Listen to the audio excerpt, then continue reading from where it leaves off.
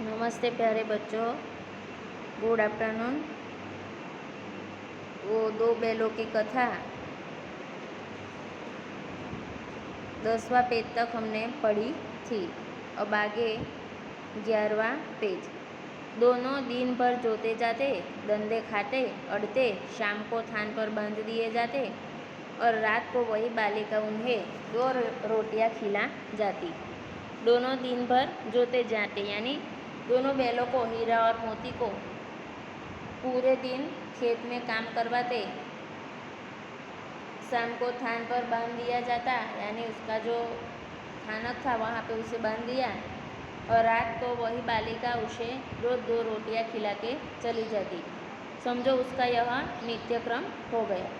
प्रेम के इस प्रसाद की यह बरकत थी कि 2-2 गाल सूखा भूसा खाकर भी दोनों दुर्बल न होते थे, मगर दोनों की आंखों में रोम रोम में विद्रोह भरा हुआ था।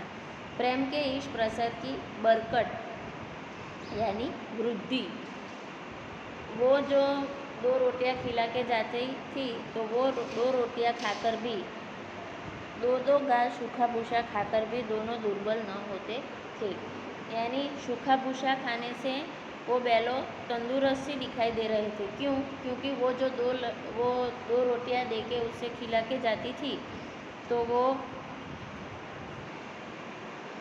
2 रोटियां इसे खिला के जाती थी, उससे उसका पेट भरा जाता था, मगर दोनों की आंखों में रोम रोम में विद्रोह भरा हुआ था।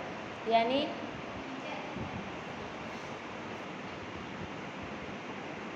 रोम रोम में यानी उसकी नस नस में विद्रोह, गुस्सा, प्रतिशोध लेने का भाव उसकी नस नस में भरा हुआ था। एक दिन मोती ने मूक भाषा में कहा, अब तो नहीं सहा जाता हीरा, क्या करना चाहते हो? एकाध को सींगों पर उठाकर फेंक दूंगा, लेकिन जानते हो वह प्यारी लड़की जो हमें रोटियां खिलाती है उसी की लड़की है जो इस घर का मालिक है। यह बेचारी अनाथ न हो जाएगी। एक दिन मोती ने मूक भाषा में यानी दोनों अपने विचार विनिमय एक दूसरे से आदान प्रदान करते थे तो वो मूक भाषा में उसने कहा कि हीरा, अब मुझसे सहा नहीं जाता, क्या करना चाहते हो?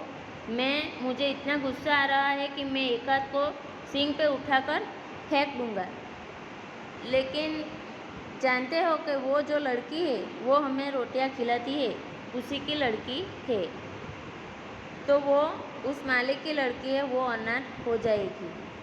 तो मालकिन को न फेंक दूँ, वही तो उस लड़की को मारती है। लेकिन औरत जात पर सींग चलाना मना है, यह भूले जाते हो। तुम तो किसी तरह निकलने ही नहीं देते। बताओ, तोड़ाकर भाग चले? हाँ, यह मैं स्वीकार करता हूँ, लेकिन इतनी मोटी रस्सी टूटेगी कैसे? इसका एक उपाय है। पहले रस्सी को थोड़ा सा चबा लो, फिर एक झटके में जाती है। मोती क्या कहता है गुस्से में आकर कि मैं एक न एक दिन किसी को सींग पे बैठा के फेंक दूंगा। तो वो हीरा उसे समझाता है कि तू किसी को भी फेंक देगा या उस मालिक को फेंक देगा तो वो जो उस घर में लड़की है, वो जो हमें रोज़ 2-2 रोटियां खिला के जाती है, वो अनाथ हो जाएगी।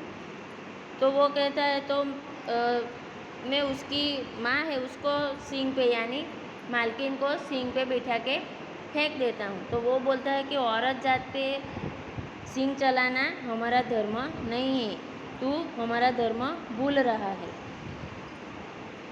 बाद में वो मोती कहता है तू तो किसी भी तरह से मुझे यहाँ से निकलने नहीं देगा, तो अब क्या करे बोल।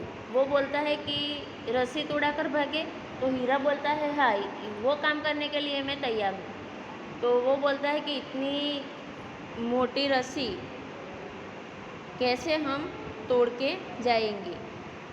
वो बोलता है किसी न किसी उपाय तो निकालना ही पड़ेगा।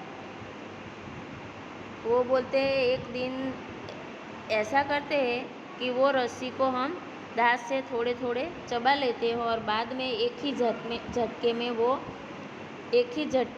वो रस्सी टूट जाएगी। रात को जब बालिका रोटियां खिलाकर चली गई, दोनों रस्सियाँ चबाने लगे पर मोती रस्सी मुंह में न आती थी। बेचारे बार बार जोर लगाकर रह जाते थे। सहसा घर का द्वार खुला। और वही लड़की निकली। दोनों सिर झुकाकर उसका हाथ चाटने लगे। दोनों की पूंछें खड़ी हो गई। उसने उनके माथे सहलाई और बोली, खोल देती हूँ, चुपके से भाग जाओ, नहीं तो यहाँ लोग मार डालेंगे। आज घर में सलाह हो रही है कि इनकी नाकों में नाट डाल दी जाए। वो दोनों बैल, हीरा और मोती ने ऐसा सोचा कि हम इस रस्सी को ऐसे तो तोड़ नहीं सकते, इतनी मोटी रस्सी है। तो उसने बोला कि हम उसे पहले थोड़ी चबा लेते हैं और बाद में एक ही झटके में उसे तोड़ देते हैं। तो ऐसा करने पर भी वो लड़की उसे रोटी खिलाने के बाद घर में गई, द्वार बंद किया। वो उन लोगों ने चबाना शुरू किया, लेकिन वो जो बड़ी रस्सी थी तो उसके मुंह में आ नहीं रही थी। इतने में सहसा यानी अचानक उसके घर के द्वार खुले। वो दोनों बैल घबरा गई कि शायद वो घर से मालकिन या मालिक आ गया। लेकिन वो लड़की आई और बोलती है, उसके माथे पे हाथ सहला कर यानी हाथ फिरोकर वो बोली, मैं आपको वो रस्सी छोड़ देती हूँ, आप भाग जाओ, नहीं तो रात को घर पे सलाह हो रही थी यानी बातचीत हो रही थी कि दोनों बैलों के नाक में दोनों बैलों को नाकों में नाट डाली दी जाए। उसने गराव खोल दिया, पर दोनों चुपचाप खड़े रहे। मोती ने अपनी भाषा में पूछा, अब चलते क्यों नहीं? हीरा ने कहा, चले तो लेकिन कल इस अनाज पर आफत आएगी, सब इसी पर संदेह करेंगे। सहसा बालिका चिल्लाई, दोनों फूफा वाले बैल भागे जा रहे हैं और दादा दोनों बैल भागे जा रहे हैं, जल्दी दौड़ो। वो लड़की आई, उसने वो गराव यानी उसके गले में जो रस्सी थी वो रस्सी खोल दी। तो रस्सी खोलने के बाद भी वो दोनों, हीरा और मोती, वहाँ पे ही खड़े रहे। तो मोती अपनी भाषा में बोलने लगा कि हीरा, अब तो उसने रस्सी तोड़ दी है तो हम यहाँ से भाग निकले, तू खड़ा क्यों है? तो वो बोला कि हम यहाँ से भाग निकलेंगे तो आफत इस लड़की पे ही